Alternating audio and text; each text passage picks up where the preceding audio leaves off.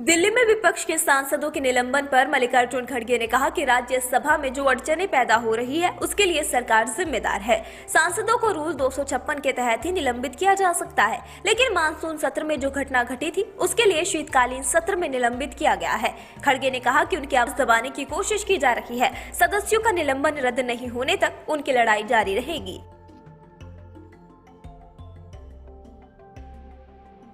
राज्यसभा में विपक्ष के नेता और कांग्रेस नेता मल्लिकार्जुन खड़गे ने कहा कि सदन में आज जो अड़चनें पैदा हो रही है उसके लिए सरकार जिम्मेदार है। हमने सदन को चलाने की बहुत कोशिशें की और बार बार हम सदन के नेता और चेयरमैन दोनों से मुलाकात करते रहे। उन्होंने अपनी बात भी रखी कि जिस नियम 256 के तहत आप उनको सस्पेंड कर रहे हैं तो उस नियम के मुताबिक ही आप सस्पेंड कर सकते हैं। खड़गे ने कहा कि उन्होंने उन नियमों को छोड़ दिया और गलत तरीके से 12 सदस्यों को निलंबित कर दिया।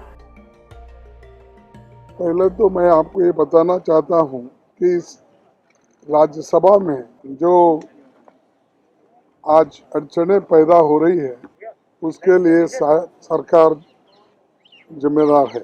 हमने बहुत कोशिश की सदन को चलाने के लिए और बार बार हम सदन के नेता और चेयरमैन दोनों को भी मिलते रहे और अपनी बात को ये रखे कि जो रूल 256 के तहत जब आप उनको सस्पेंड कर रहे हैं तो उस रूल्स के मुताबिक ही वो सस्पेंड कर सकते हैं, लेकिन उन्होंने उन रूल्स को छोड़ दिया और गलत तरीके से उन्होंने जो मानसून सेशन में घटनाएं घटी थी तो उसको फिर से उन्होंने इस विंटर सेशन में लाकर हमारे 12 सदस्यों को निलंबित किया।